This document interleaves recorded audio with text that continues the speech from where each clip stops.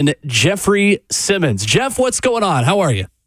I'm doing great. How you guys doing? We're good, Jeff. We are good. How is off-season training going? How healthy are you going into training camp next week? I feel great, man. Off-season been great. Spent a lot of time with the family. Been back and forth a little bit between Dallas and here in Nashville. And, of course, I spent a little time in Mississippi, with my camp and everything in that nature. But like I said, I feel great. Body feeling great.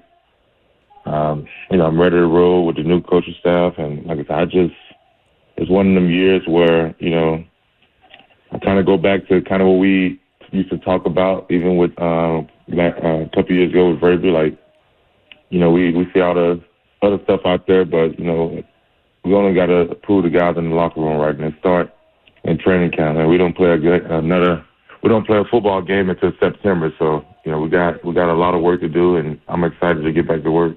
So, Jeff, we did not see you, obviously, at mandatory minicamp at OTAs. What was your focus over this offseason, and what were you working on in the facility to get ready for this upcoming season? I was just, had a list of things I was working through from last year that, me and the trainers and them just didn't feel like I I needed to get out there at that moment. But like I said, I've been right today at this point. When I report to training camp, I'll be on the field, I'm ready to go. But one of the things that we was working on was just even with some of the small injuries that I had in the past, that they're trying to get everything feeling 100%. I think going to year 6, of course, like everything not going to be feeling that 100%, but it's how can you get to the season feeling the best you can. And I think right now, that, like I said, Todd and them had a great plan with Coach Callahan.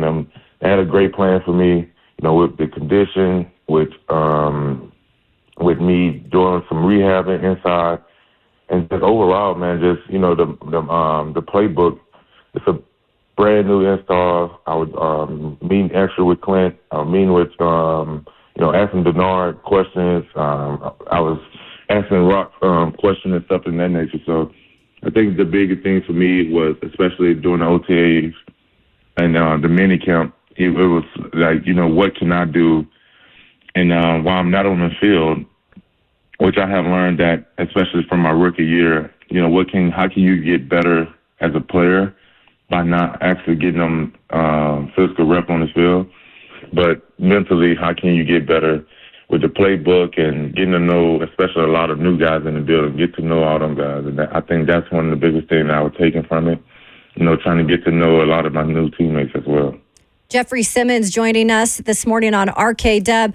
All right, Jeff, so when it comes to this new defense, first of all, we heard the words attacking and aggressive when Denard Wilson took the podium for the first time. What are you looking most forward to with this new defense, and what has that relationship been like with Denard Wilson, getting to know him?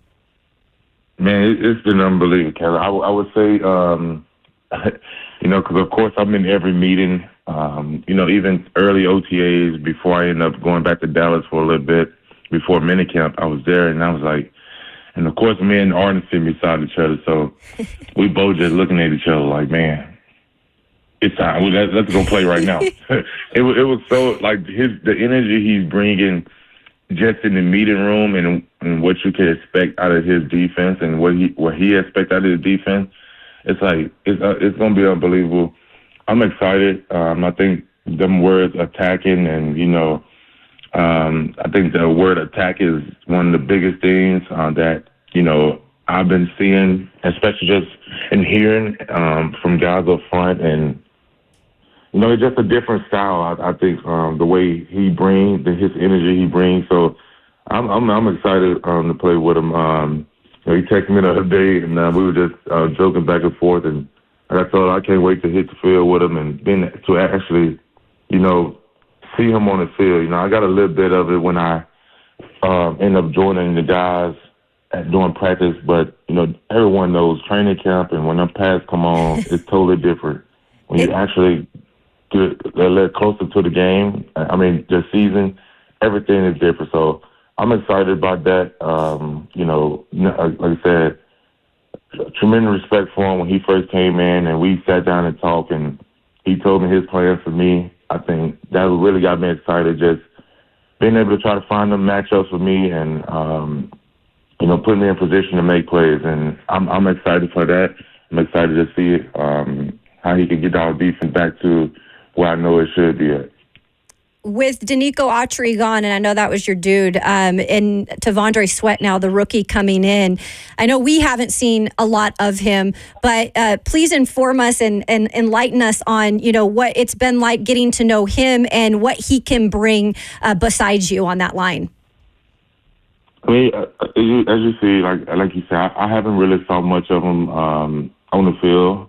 Of course, we see some of the stuff that he was doing rookie minicamp and stuff of that nature. But, the biggest thing for him, I think, is just, figuring out everything that he got going on. I haven't talked to him that much right now, but, I know, we was in a group chat messing with him on his birthday, of course, but I know for a fact that, he wanted to be good.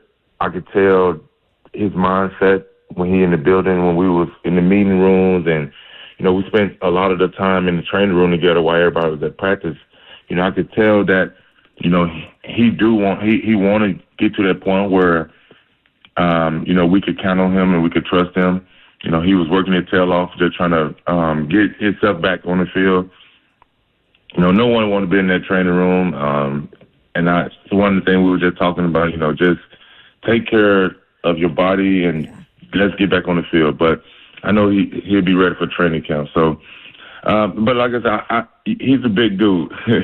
When you walk past him and, you shake his hand and, he's a big dude. And I honestly believe that if he can put it all together and, my job as a leader and especially a leader in that room, my job is to push him past the limit that, he think he have. My job is to help him try to elevate as a player, because at the end of the day, he can help me and I can help him. When we playing together, we're on the same page. Like I said, when you have a nose tackle who, when you watch him in college football, he's a dominant nose tackle. He can push the pocket, he can win his one-on-ones, and I don't hate to bring up the past, but, sometimes when you look back at it like, man, just if we had that consistent at that nose position, I think that's where one of the things I talked to him about when we were talking a little bit, just how consistent you can be when you walk into this building, even when the bad days and, not all when you're having a good day, or a good game, how can you be a consistent player and, just a consistent guy in the building, because that's where we look for as teammates. We don't want, especially when you got some guys that up and down. Of course, sometimes guys just wake up and be like, I don't want to be bothered. But as a leader, with me, I just try to go in the building and, try to give the guys the same thing that they get when I have a 2-sack game versus, no stats. I've just been happy for your teammates. So that's one of the things, we just talked about, and me just trying to help him, see and feel the locker room as a young guy, because, we drafted him for a reason. We count on him to come in and help us play. Help us win a game, especially in the inside of the pocket. Because and more than anybody, how much I talk about pushing the pocket, and especially talking about in our division, you got all these skilled quarterback now that can run the ball and also throwing the ball pretty well. So at the end of the day, in order for us to win, especially on defense, we drafted him for a reason. I'm expecting big things out of him. Tennessee Titans Jeffery Simmons is with us this morning. Big Jeff, you said on October 29th of 2023 against the Atlanta Falcons, I told y'all that blank is a quarterback. That damn Will Levis can play. What did you see before he went on the field to where you, again, had a former teammate and Ryan Tannehill who was there, and having a young guy in the building like Will Levis, man, not trying to create one against the other, but what did you see about him when he took over in that moment that you were telling everybody else, I told y'all? I think it was the up into it. I would tell people, like, Mississippi State played Kentucky, and I'm like, this dude can play. But not knowing he was even going to get drafted to us. But I think when Vrabel, of course, announced to the team that Will was going to be the starter, and I even go back to training camp. When I saw him in training camp, I'm like, this guy, he could throw the ball. Like, he's spinning his ball. Like, he released. I was so impressed by the release. I don't know nothing about quarterback other than trying to sack him. Like, I'm looking at his release. I'm like, that release is, like, nice. And I'm sitting over there. I remember just telling me and T used to joke back and forth. I was like, all right, Will can play now. But, you know, that's just, like, kind of what me and T used to joke about. But then I think when Vrabel broke the news to the team and just telling them what we were doing going forward, you know, when you go to practice and he with the Warrens, and now, of course, you paying a little bit more attention to him. Everyone is locked in, and I was remember just talking, me and Arden, of course, talking smack with each other, and he was like, I told you on Sunday, but I was the one that actually told him. I was like, all right, wait till Sunday. Will's going to turn this thing back around for us. But, you know, just that game right there, Will just showed that week of preparation. He showed that, you know, he wanted it, and he really to help us win games. You know, the connection he had with the guy that week, and I was excited going into that game. Of course, the goal was to win that game going into that week. So I'm already, you know, excited. I'm like, for myself, you know, when I'm watching film, like, this is about to be one of them weeks. You know, I got the game plan. I'm like, this is gonna be a week. Then got a new starting quarterback. It's like it's kind of one of the things where, I mean, I had a like deja vu from my rookie year, my first game, and that's the first game I think Ron ended up starting. That's the game when I think they benched Mariota, and it was like it's like a fresh air, you know, kind of new beginning. You know, don't get me wrong. Like, I love Tannehill. See him today. Same respect that I have from him. But like I said, sometimes, you know, wherever especially with the coaches, that's the reason why they have a job. You know, they felt like it was time for change. And like I said, it's one of them new beginning things. And, you know, he came out there hot. He came out there balling, and he had a great day. And I'll never forget, like I said, me and Arden was sitting there talking smack, and I remember him going on that field. I said, here we go. I mean, Orange is looking at each other, and I was like, Tommy threw that touchdown. I said, I told you. Well, of course, Arden is going to say he told me. Of course. But no, you know, I have a lot of faith in Will. You know, just seeing him work, even this offseason, doing OTAs, and when I was at minicamp, you know, we sat in the steam room a couple of times, just having a conversation about this upcoming season, and with the new offense. I tell you, I think he's more excited, especially being able to, you know, open up the offense and get to his receivers a lot more this year. I know he's excited just by some of the conversation we did have. So, you know, I'm expecting another, you know, great start for Will, and even better finish for him this year. I'm excited for him. You know, I expect big things out of Will this year for sure. With that being said, you kind of set up the next way I wanted to go with this, too, is sometimes inside the locker room, inside the building, or just personally, you know guys a little bit better than everybody else outside of it, right? You see things where we sometimes as outsiders don't recognize, like, hey, why is this guy starting? Well, it's because the coaches have seen his teammates trust him and whatnot, too. As of late, this past weekend, there was a little back and forth, I guess, you had as far as your expression of how you felt the media covers certain people. And I think it's a reaction of the Jamal Adams signing. And you said you were bookmarking certain things, man, as far as the coverage of it. What's your take on that now, a few days removed, man, on just the perception of how the team that you are the known leader of is taking these days? Well, Ramon, you've been in the locker room. No one knows your teammates, and no one knows the guys in your teammates. I mean, in your locker room better than you. Like, you've been in that locker room. And a lot of people, a lot of the media, and no offense to even you, Kelly, it just, you know, when you play the game and you see stuff like that, and especially with some of the, and there's a lot of men who never played a game, and it seems like, you know, they really don't have respect for the locker room. And I get it that some of them try to, you know, get the stories out and try to get the clicks, but it's like, you know, I just, especially, I don't care. And that's one thing about me. And you guys see that on Sunday. Like, I don't care if our offense on the field or if it's special team. If I see something or something going on with my teammates, I'm gonna be that guy. Like, I don't care. Like, I'm gonna step up for my teammates, and of course that get me in trouble sometimes. But at the end of the day, I take the being the guy of the locker room. I take being like me saying that this is my locker room serious. Of course, like you can't control what nobody tweet. You can't control what nobody say. But it's just some of the guys who tweeted.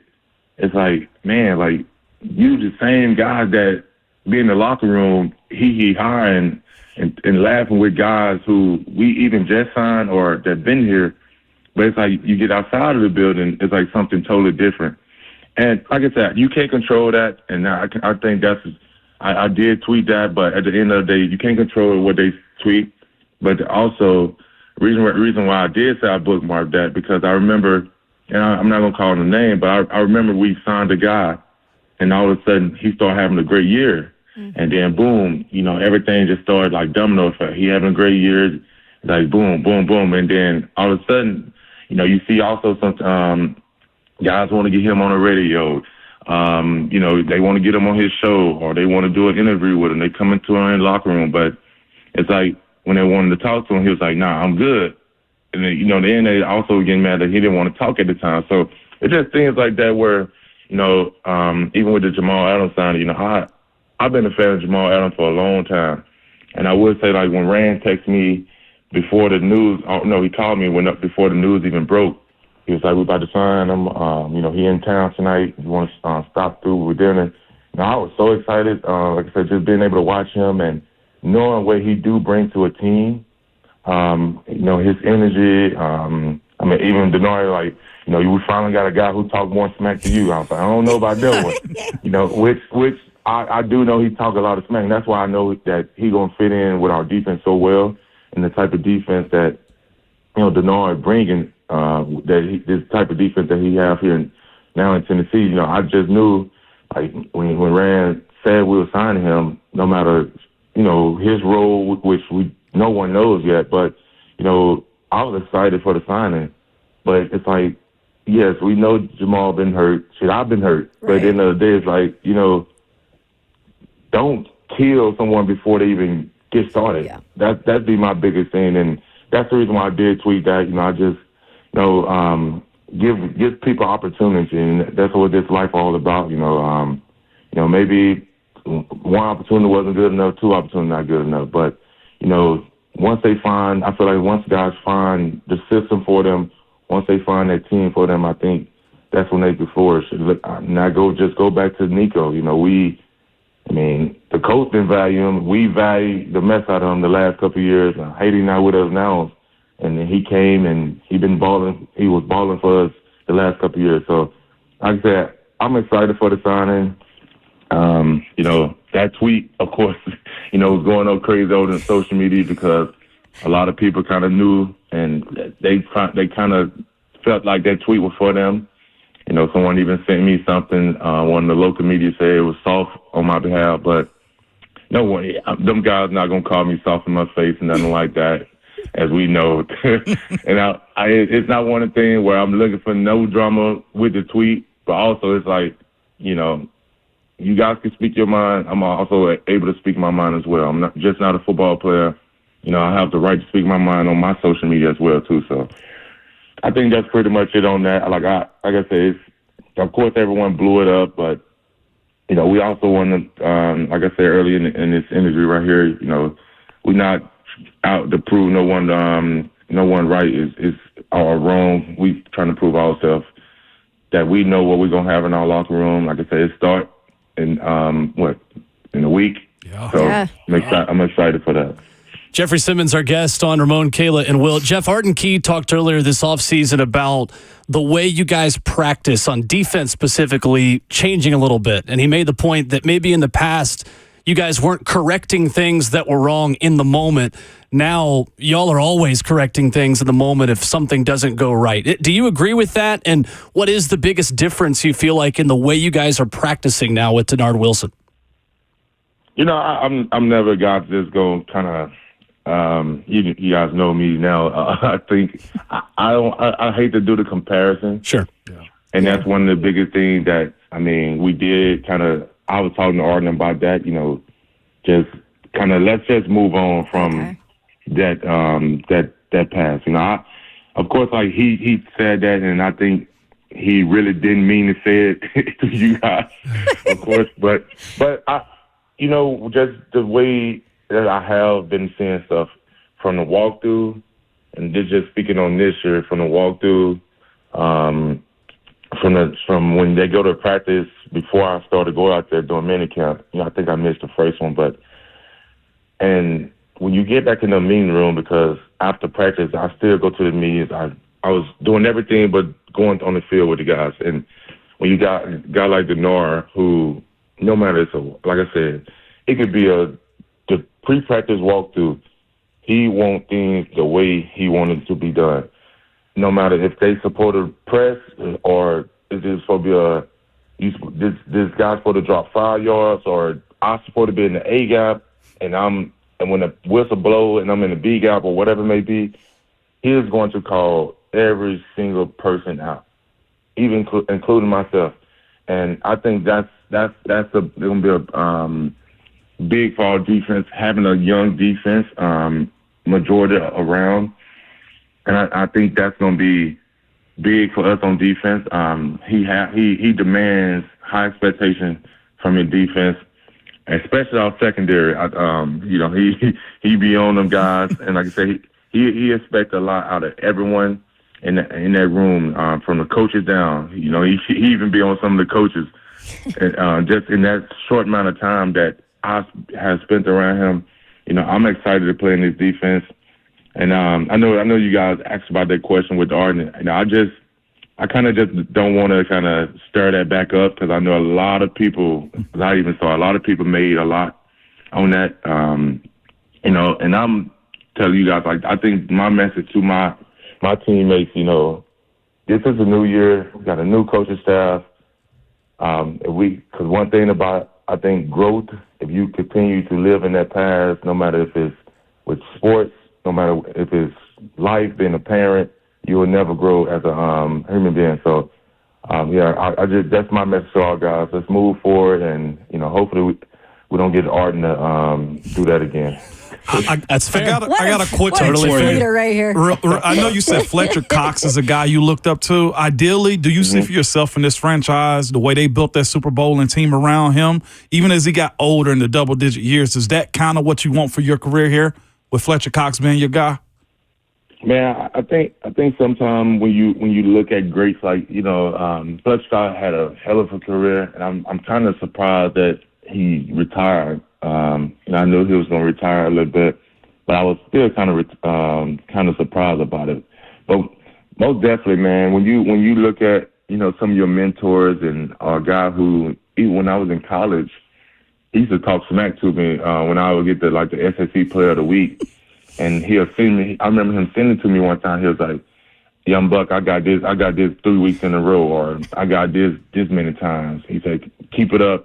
But at the same time, he know that I want to be great. I wanted to be great at the time when I was there at college.